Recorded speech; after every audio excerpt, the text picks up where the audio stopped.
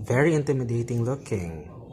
But really all you need to remember is anything that is an argument can be substituted. So let's do that. Substitute. Let u be equal to 3x minus 1. Also recall the derivative of the tangent is the secant. So let's take note of that. Derivative of the tangent u is sec squared u du over dx. Those two things can be very important for us to make this particular problem easy to manipulate, easy to solve. So we let the argument be u, so that u is equal to 3x minus 1.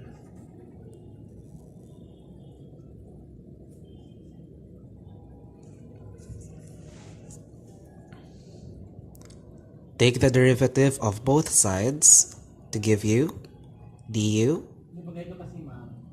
equal now to 3 dx.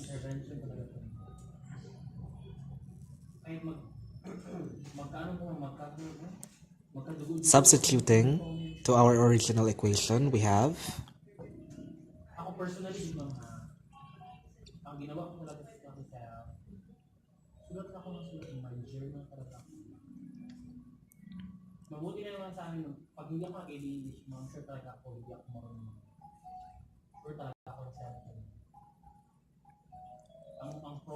we take note that there's only dx on our original equation.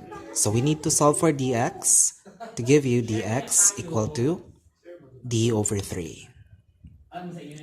You need to match whatever is in our original equation with what you solved for the substitution.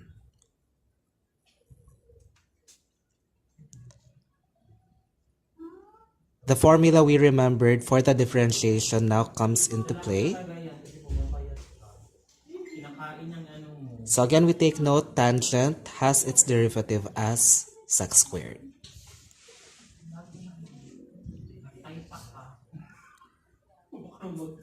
So remembering that, we are now capable of making a second substitution.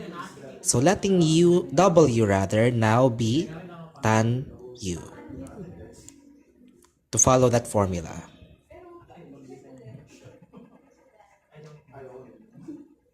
Now take the derivative of both sides. dw is sec squared u du.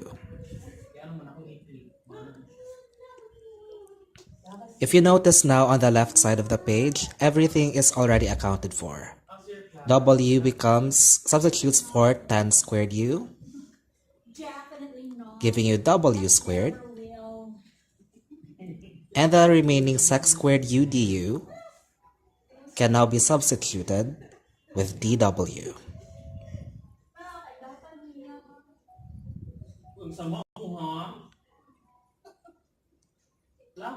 At this point, we're now ready to integrate. Using the power rule, we now have 1/3 quantity w cubed all over 3 plus c.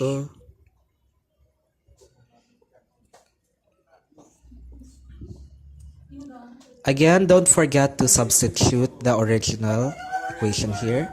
You cannot have the final answer in terms of w. Rather, we return it to tan u,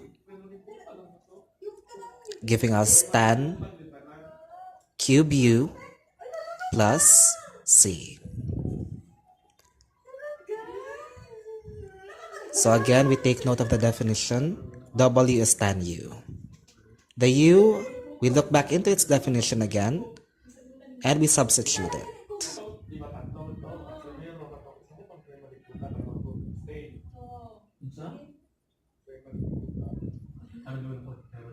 And so we have our final answer.